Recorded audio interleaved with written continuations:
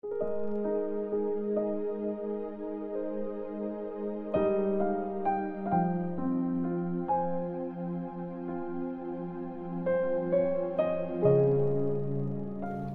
chapter 6. Tinawag ng Diyos si Isaiah na maging prophet.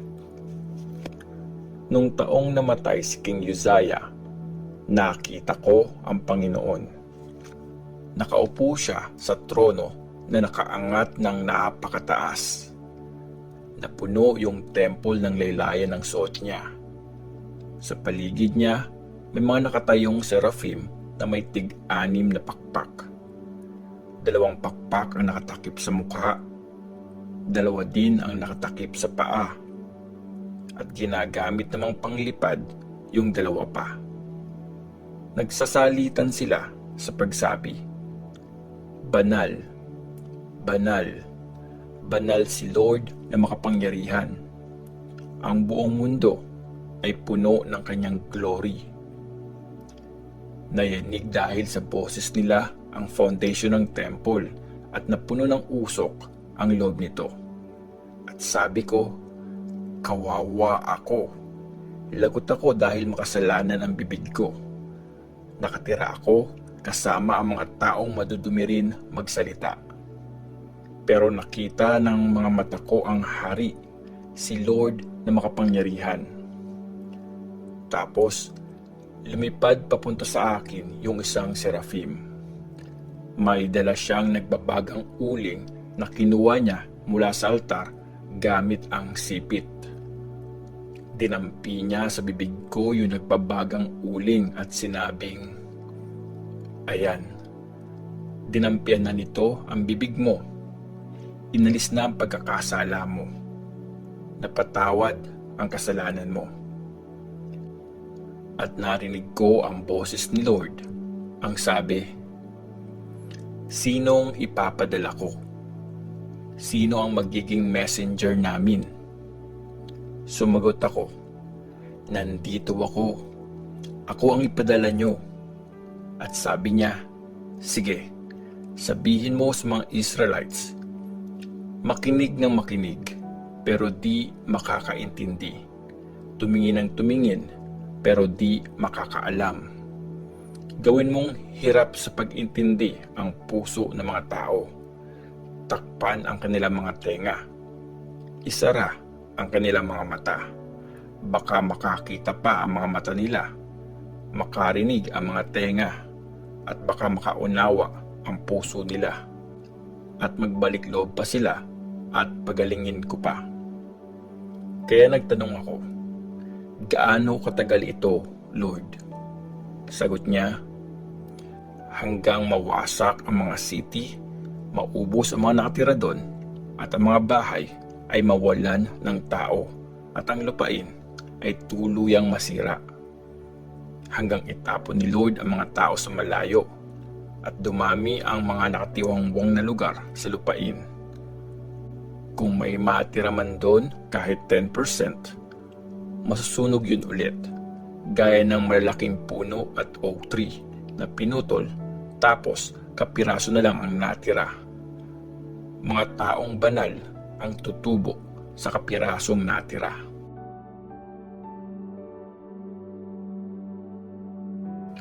Isaiah chapter 7. Mensahe para kay King Ahaz. Nung time ng paghahari ni Ahaz, anak ni Jotham at apo ni Uzziah sa Juda, sinalakay sila ni Rezin, hari ng Syria, at hari ng Israel na si Pekah, na anak ni Remalaya. Sumugod sila sa Jerusalem para lumaban, pero di nila yun nasakop. Nung binalita kay King Ahaz na galing sa lahi ni David na nagkampihan ang Syria at Israel, nanginig siya at ang mga tao sa takot, gaya ng pagyanig ng mga puno sa gubat dahil sa hampas ng hangin. At sinabi ni Lord kay Isaiah, "Puntahan niyo ng anak mong si Shear-Jashub, si Ahaz. Makikita niyo siya sa dulo ng daluyan ng tubig mula sa taas na ipunan, doon sa daan papunta sa lugar kung saan naglalaba.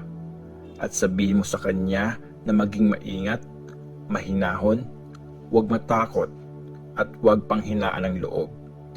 Wala lang naman yung nag-aapoy na galit ni Rezin ng Syria at ni Pekah, anak ni Remalaya.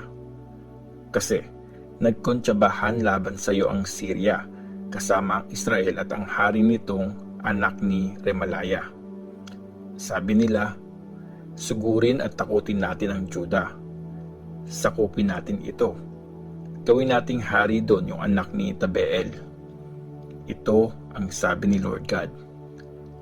Di yan mangyayari at di magkakatotoo dahil capital lang ng Syria ang Damascus at ang pinuno ng Damascus na si Rezin ay pinuno lang ng Damascus. Sa loob ng 65 years, mawawasak ang Israel at di na sila magiging bayan. Ang capital ng Israel ay Samaria at ang pinuno ng Samaria na anak ni Remalaya ay pinuno lang ng Samaria. Kung di kayo maniniwala, di kayo magiging matatag. Ang sign ng Emmanuel. Nagsalita ulit si Lord kay Ahaz. Humingi ka ng sign kay Lord na iyong Diyos, kahit kasing lalim ito ng mundo ng mga patay o kasing taas ng langit. Pero sabi ni Ahaz, hindi ako hihingi, hindi ko ititest si Lord. Sinagot siya ni Isaiah, makinig kayo, lahi ni David. Inuubos niyo ang pasensya ng tao, pati ba naman ang pasensya ng aking Diyos? Pues, si Lord mismo ang magbibigay ng sign sa inyo. Makikita nyo, buntis ang isang dalaga at manganganak ng lalaking baby, at Emmanuel ang ipapangalan sa kanya. Gatas at honey ang kakainin niya hanggang sa time na kaya niya ng ayawan ang mali at piliin ang tama. Bago pa dumating ang time na yon, maiiwang wasak ang lupain ng dalawang haring kinakatakutan mo. Ipaparana sa iyo ni Lord sa bayan mo at sa buong pamilya mo ang panahon ng sobrang paghihirap na di pa nararanasan mula nung naghiwalay ang kaharian ng Israel at Juda. Mangyayari ito dahil ipapadala niya ang hari ng Assyria. Sa panahong yon, sisipol si Lord para tawagin ang Egyptian army na para mga langaw sa dami na galing sa mga ilog ng Egypt. Tatawagin niya din ang army na galing sa Assyria na kasing tindi ng mga bubuyog. Magdadatingan ang mga ito at maninirahan sa matatarik na bangin at sa mga pagitan ng malalaking bato, pati na rin sa matitinik na halaman at sa lahat ng damuhan. Sa panahong yon, gagamitin ni Lord ang hari ng Assyria para wasakin ang lupain nyo na parang taga-ahit na nagmula sa kabila ng Euphrates River. Ipapahiya niya kayo na para kayong kinalbo mula ulo hanggang paa. Sa panahong yon, mag-aalaga ang bawat tao ng isang batang baka at 2 kambing. Makakapagbigay ang mga ito ng maraming gatas kaya makakain siya ng keso. Lahat ng natira sa lupain ay kakain ng keso at honey. Sa panahong yun, lahat ng lugar na dating merong 1,000 na puno ng ubas na nagkakahalaga ng 1,000 na piraso ng silver, mapupuno ng halamang matitinik. Pupuntahan yon ng mga taong may pana at araw at doon sila mag-hunting kasi puno na ng halamang matitinik yung lupain. Yung lahat ng hills naman na dating binubungkal para taniman, di nyo na pupuntahan dahil sa mga halamang matitinik. Instead, pagagalaan yon ng mga baka at tupa nyo para kumain. Isaiah chapter 8. Ang anak ni Isaiah ang sign sa bayan. Sabi ni Lord sa akin, kumuha ka ng malaking pagsusulatan at isulat mo doon sa malalaking letters. Ito ay kay Maher-shalal-Hasbaz. At kumuha ko ng 2 mapagkakatiwalaang witness na magpapatunay nito. si Uriah na priest at si Zechariah na anak ni Jeberekiah. Nabuntis ko ang asawa ko at nanganak siya ng isang lalaki. Tapos sinabi ni Lord sa akin, pangalanan mo ang bata na Maher-shalal-Hasbaz, dahil bago pa siya matuto magsabi ng tatay o nanay, malilimas ang kayamanan ng Damascus at ang mga nasamsam ng Samaria. Tatangayin ito ng hari ng Assyria. Darating na ang hari ng Assyria. Kinausap ulit ako ni Lord dahil tinanggihan ng mga taga-Juda ang tubig na galing sa Shiloah na dumadaloy ng banayad, at nanginig sila sa takot kay Rezin at sa anak ni Remalaya. Makikita nyo, papasugurin ni Lord laban sa kanila ang hari ng Assyria at ang army nito. Darating sila na parang rumaragas ang Euphrates River. Aapaw ito sa lahat ng daluyan nito. Babaha ito at aagos sa Juda. Parang baha, aapaw at tataas ang tubig. Aabot hanggang leeg. Pero kasama natin ang Diyos. Ipoprotect ng mga pakpak niya ang lupain. Magkaisa kayo, mga bansa, at mabibigo kayo. Makinig kayo, lahat kayong malalayong bansa. Maghanda kayo at kabahan. Maghanda kayo at matakot. Sama-sama kayong magplano pero walang kahihinatnan. Magsalita kayo pero di mangyayari ang sinabi nyo, dahil kasama namin ang Diyos. Warning ni Lord sa prophet.